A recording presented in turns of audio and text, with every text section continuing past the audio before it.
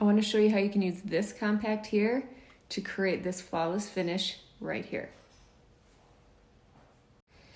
First off, I'm going to use my Brightening Highlight color, which think of it as like a concealer, something that we want to brighten our face, we want light to reflect from.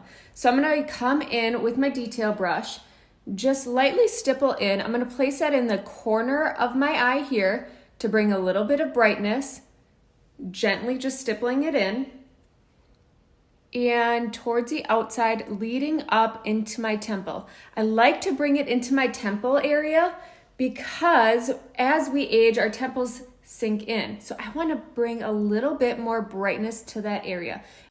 Then you can use whatever is left on your brush or dip a little bit more in and take it down the center of your face. I want you to think of your brightening highlight color doing just that. We want to brighten down the center, and we're going to add shadows and dimension towards the outside. That is your brightening highlight color.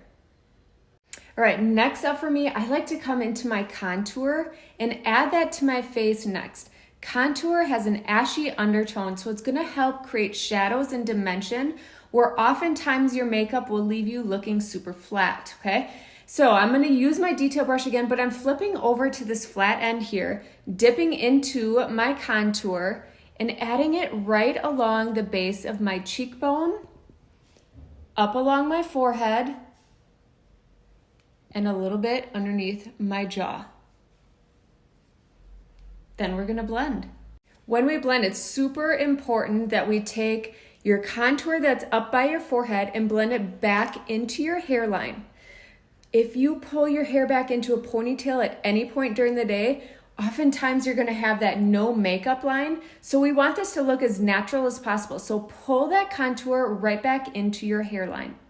Then we're going to come work on this cheekbone. I want you to think about stamping that contour right into that cheekbone. It's going to find that base, and then you're going to flick upward. And now this upward motion is going to help create that lift on the side of your face, which you are going for.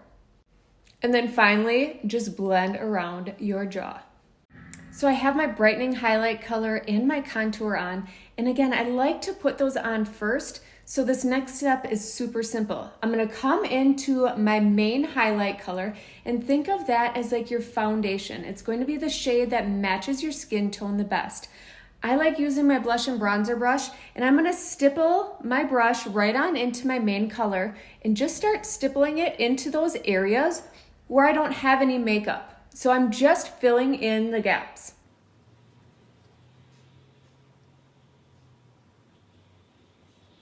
So now adding in that main highlight, you can see that I just have that even skin tone finish, hiding any imperfections or texture that I may have, but yet you're getting that dimensional look because you are adding that in with your brightening highlight color and your contour, just having that dimension towards your face.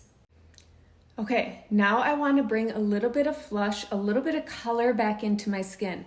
A lot of times when we're adding product to our face, we are taking away any of that beautiful flush, so we want to bring it in at the end. Here I'm going to use Renaissance, super pretty any time of the year. I'm going to use my blush and bronzer, this big fluffy end. The reason I like to use a big fluffy end is it's going to give a more natural and light finish, okay? So I'm gonna take that color, I'm gonna place it right above my contour. What that's going to do is it's going to help lift that contour and just bring a little bit of flush to my cheek. Now I'm gonna use this same tin and apply it onto my lips. That's an amazing thing about our products is they are super versatile, so you can use it in so many different ways.